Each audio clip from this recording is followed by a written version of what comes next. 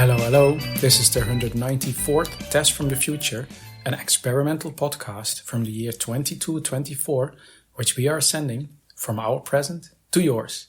My name is Dirk. And my name is Simon. And we're putting the past in podcast. And this week, it's the post-Solstice episode. Mm-hmm. That's right. Solstice was last week. So we get to tell each other what we got as presents. Yes, we got presents. We got to unwrap stuff. The most important part of Solstice.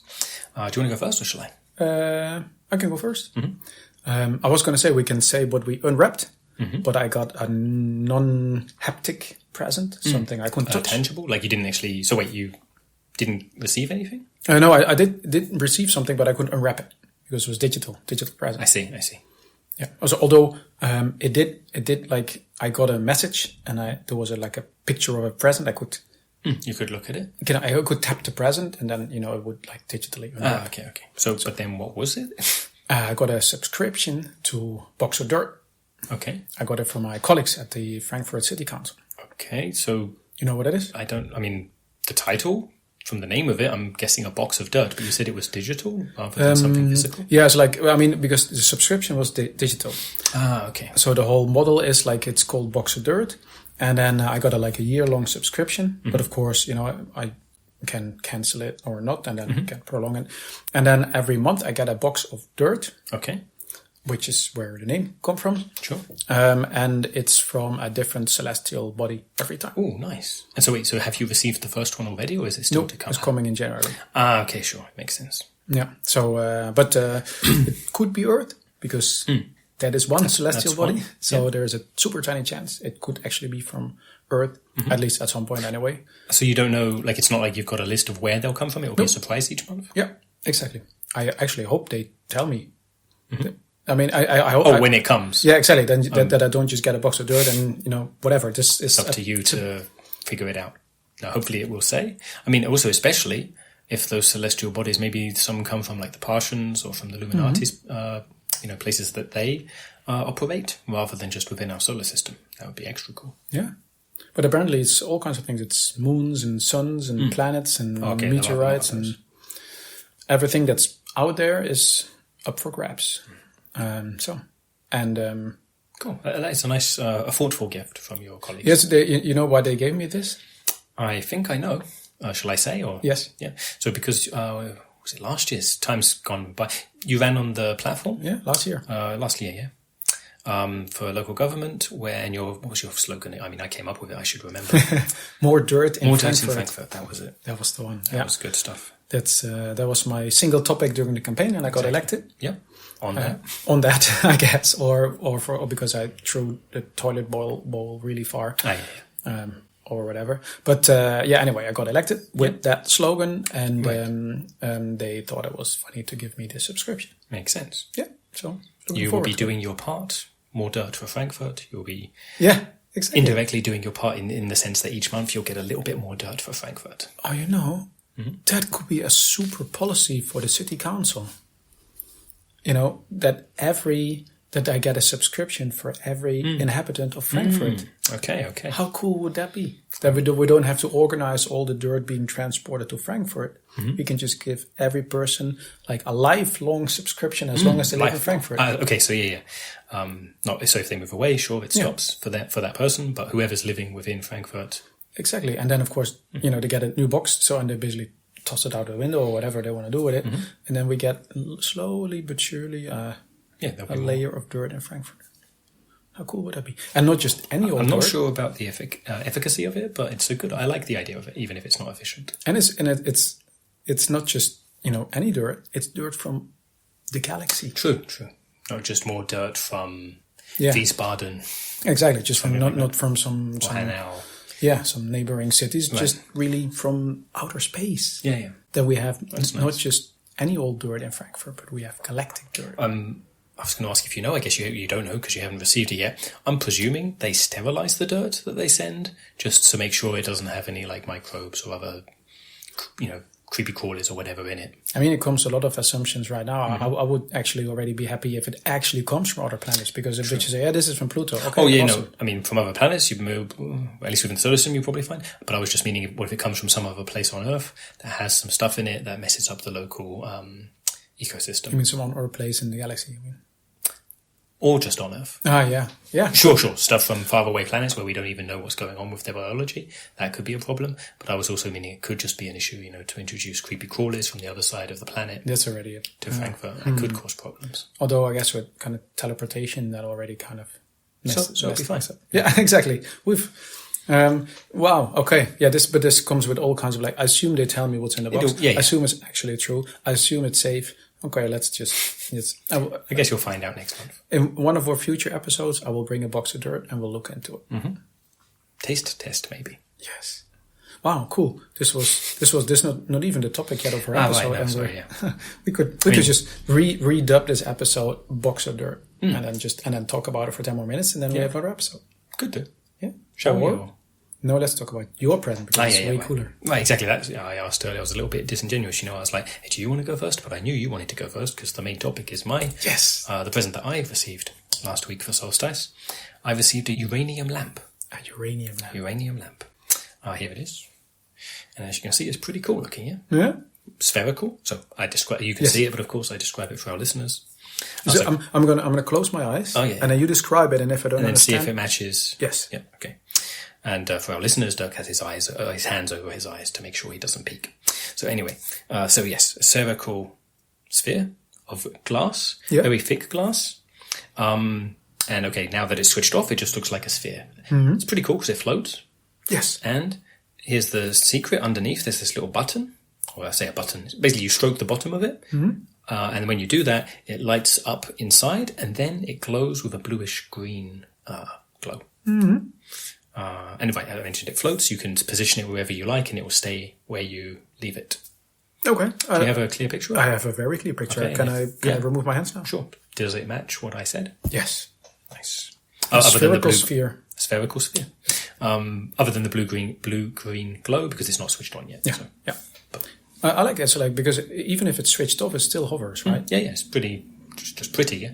I like it. And you can slightly push it. See, I'm pushing it now. Yeah. And it there's a bit of resistance. Yeah. But then it lets you move it, and then when you let go, it stops. It doesn't if you push it really fast, it doesn't have momentum. As soon as you let go, it stops where you. Yeah. Exactly. So it's basically. It's not like in an anti-grav room where you push it and something just keeps on moving in that direction forever. You kind of shove it. Yeah. You shove it through the air, you stop touching it, it stays where it was. Mm-hmm. Yeah. Like it has a... Like it's on a stiff piece of wire. Yeah. That lets you position it where you want, but then when you let go, that wire holds it in place. Or like how it has a will of its own, but it knows it's not stronger than you. Mm-hmm. You can push it, but the moment you let go, I'm in charge again. Yeah. Yeah, but it has all kinds of cool features, right? Yes. So as well as glowing, so as well as lighting up the room, as well as being a light source, it also emits some heat, some warmth, and that's especially nice when you combine it. So lately it's been raining quite a lot.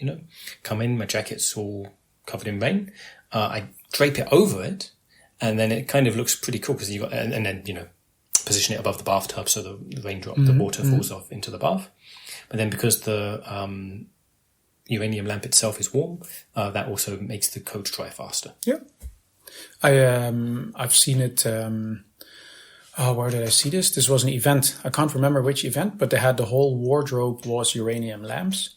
So people would just put their coats over it, and then you wouldn't see the lamps anymore. But there would just be like a row of coats. Yeah, just floating. And because they're slightly warm, when you leave the event, your coat is nice and warm. That's the other big advantage, especially such a great idea. Wintertime as it is right now. Mm-hmm. Yeah. But so I think that those are the two key features that are attributed to the uranium. Mm-hmm. The light and the warmth. Correct. And then the fact that it's simply a sphere that you can place wherever you like means that if you have like pet budgies, they like to attempt to sit on it. It's kind of smooth, so it's a bit tricky for them to get purchased, but they do keep on trying. Maybe it is because of the warmth more than anything else, but also there's just, something up high, they like to sit on it. And I guess the warmth will also have something to do with it, because it feels kind of nice, like seat heating and stuff like this. You can imagine a cat would love to get on it, but there's no way a cat's going to bounce out, just slide straight off. But a cat is definitely going to try. Oh yeah, try, no doubt. Maybe when like a really tiny kitten could just about manage it. I can imagine it would just be fun to push the lamp down to right above the floor and then see how the cats interact with it. Yeah. Right, I don't have a cat, so we can't try it right now, but it does sound like a nice, cute idea. Is your teddy bear around? Or he always has the day off when we record, right? Right. Okay, cool. Then it's a nice experiment for us to do at some point. Yeah. I like it. I've seen people put their coffee mugs on it. Right. For the coffee to stay warm. Indeed, though clearly it needs to be a suction mug. Yeah. With the concave bottom and like it's got that suction ability. Otherwise, like the kittens, it would just slide straight off. Yeah. But I mean, like a lot of coffee mugs have that nowadays anyway. True. Especially if you walk around. Like the concave? I mean, the suction cup, definitely.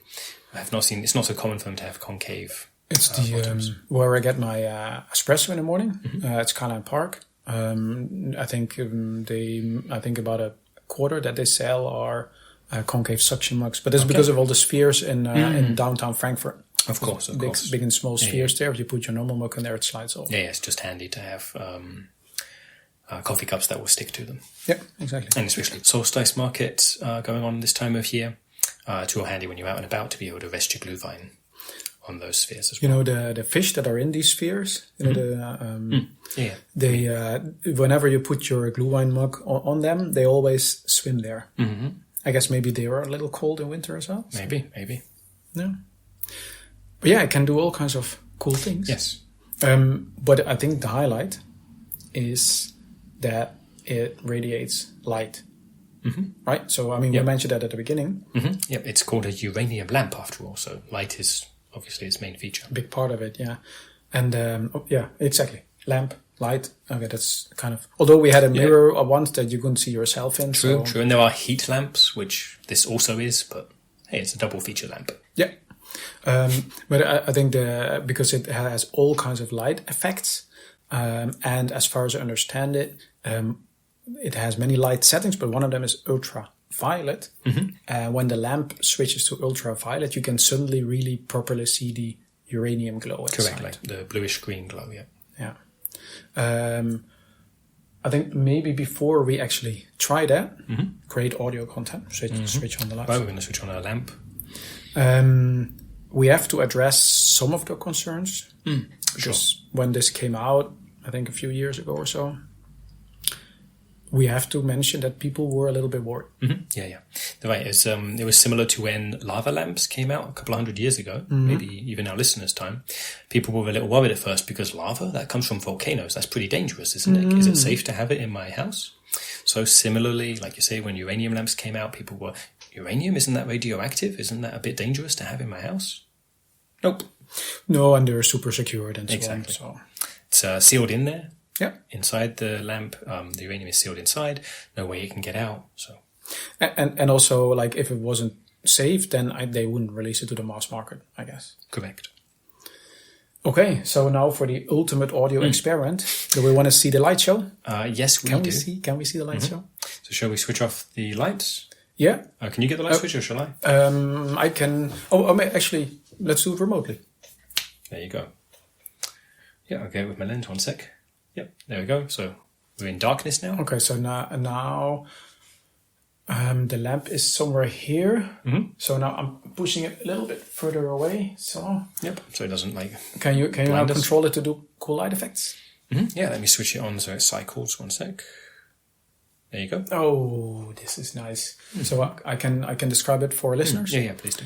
Okay, so now it is changing colors, and it's not just the lamp itself, but it looks like there are like lights emanating from it, like beams, kind of light beams. Light beams are coming out of it. That's a good way to put it.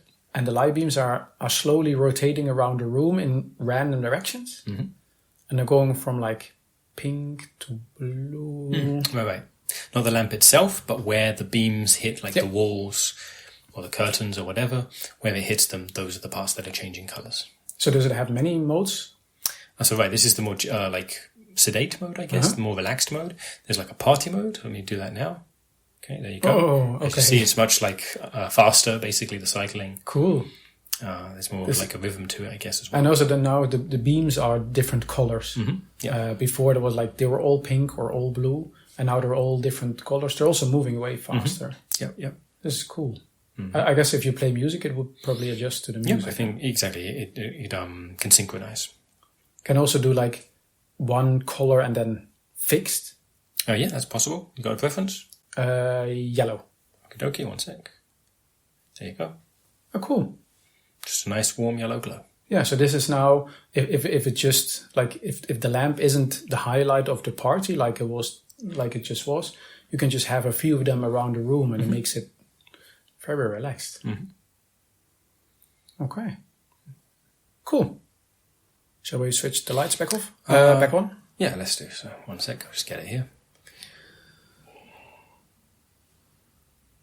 Wait a minute. So it's broken, I guess? 1 sec. Huh. It's not working. Like with my lens, nothing happening. Okay. Do you mind just getting the manual switch on the wall there? See if that helps. Let me first check if the internet says something. Okay.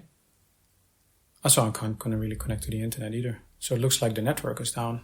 1 sec. Let me just check here. Yeah, you're right. I also don't have any signal over here. Yeah, okay. I'm gonna try the switch. Yeah, just to see if it makes any difference. No difference. Doesn't do anything. At least we've still got the glow here from the uranium lamp. Maybe it is the lamp. Right, the lamp is interfering. Let me switch it off. Yeah. See what happens. Okay. So. Okay. Now it's super dark. Now it's pitch black, but that's okay. Let me see if I can switch. You can just briefly see your balcony. Yeah. From the lights outside. But let me just see if I can... The lens still isn't working. I'm not able to control the lights. I reckon the lamp is still interfering with this. Could be, but now I can't even see where the lamp is anymore. Do you know where it is? No. Should I go get it? Yeah. At least let's switch that on and have some light. Oh! That's not a good thing. Okay. Can you find it? It fell somewhere here. The lights went back on. Oh, okay. Well, yes. That makes it easier to find it. I found it. Okay, cool. Oh, but wait, is that dirt on there? No, there's a crack. Seems like a bad thing to have in a uranium lamp. But it's holding together, yeah? It's not like nothing's coming out. I think maybe there's a light hue in there. See, where the crack is, you see it's stronger. Yeah. True. I'm sure it'll be fine. I guess. Yeah. Hey, but I see on the balcony there. There's somebody on your balcony. Indeed. There's a silhouette. Do you see the hat? Yeah, like a cap. Like a peaked cap. I think that might just be Mustero. Hey, cool. God, let's go see if we can talk to him. So, okay, let's wrap up this. Oh, yeah. What do we say? See you in 200 years. See you in 200 years. Bye-bye.